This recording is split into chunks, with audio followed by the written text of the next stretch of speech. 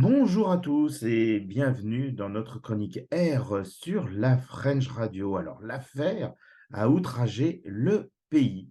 Et c'est en ces termes que le gouvernement portugais a licencié la direction de la compagnie aérienne portugaise TAP, qui est engluée dans plusieurs scandales, dont le fameux scandale du Tapgate, et qui repose principalement sur l'indemnité de départ de 500 000 euros accordée à l'ancienne membre du conseil d'administration, Alexandra Reis.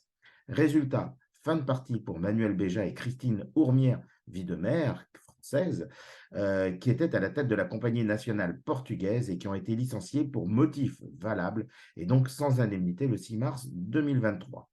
Alors le ministre des Finances, Fernando Medina, expliquait lors d'une conférence de presse que cet épisode a ébranlé la confiance des Portugais dans la TAP et qu'il est essentiel avant tout de rétablir le lien de confiance entre le pays et la compagnie. Luis Rodriguez, qui était à la tête d'Azor Airlines, devient aujourd'hui le président et CEO de la TAP. Alors, juste pour rappel des faits, eh bien, c'est Alexandre Arès qui avait rejoint en 2017 le conseil d'administration de la TAP et qui avait lancé une restructuration avec notamment la suppression prévue de 3000 postes et était reparti un an plus tard, tout en réclamant une indemnité de départ de 1,5 million d'euros qui finalement était réduite à 500 000 euros. Et aujourd'hui, le gouvernement exigera que presque tout soit remboursé, soit près de 450 000 euros. Alors, ce nettoyage au niveau de la gouvernance intervient alors que la compagnie de Star Alliance est en plein processus de privatisation, avec pour prétendants déclarés depuis des mois les groupes Air France, KLM, Lufthansa et encore le groupe IAG, British Airways, Iberia. Autre sujet, RIA. Vous en avez déjà entendu parler, et bien sûrement vous allez en entendre parler dans les mois et les années à venir, et qui est une bien mauvaise nouvelle pour Emirates et Qatar Airways. On avait évoqué dernièrement la naissance d'une nouvelle compagnie aérienne en Arabie Saoudite. Et bien, figurez-vous que le gouvernement vient officiellement d'annoncer le lancement de Riyadh International Airlines. Le prince héritier Mohammed bin Salman bin Abdulaziz a annoncé dimanche dernier la création officielle de la deuxième compagnie aérienne nationale d'Arabie Saoudite qui s'appellera Riyadh Air.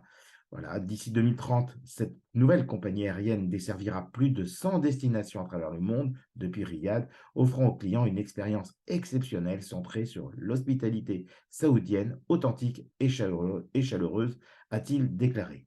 L'objectif est de dépasser Emirates et Qatar Airways et de relancer le tourisme dans le royaume qui vise à réduire la dépendance au pétrole. En 2030, l'Arabie saoudite veut compter 330 millions de passagers par an, soit 3 fois plus qu'aujourd'hui. Et de plus, le pays souhaiterait quadrupler le volume de fret à 4,5 millions de tonnes, qu'il devrait être alors relié à plus de 250 destinations dans le monde au lieu de 99, comme c'est le cas actuellement. Par ailleurs, un nouvel aéroport va être construit et le Fonds souverain d'Arabie saoudite a déclaré que l'aéroport s'étendrait sur 57 km² pour devenir la base opérationnelle de la nouvelle compagnie aérienne nationale. Ce projet d'aéroport est conforme à la vision de l'Arabie saoudite qui permet de faire de Riyad l'une des 10 premières économies urbaines au monde et de soutenir la population de Riyad à 15 ou 20 millions d'habitants d'ici 2030, a rapporté l'agence de presse saoudienne. Voilà, c'est tout pour aujourd'hui. On se retrouve dans une quinzaine de jours pour une nouvelle émission LFR. Très bonne journée à vous. Bonne journée. La French Radio. Portugal.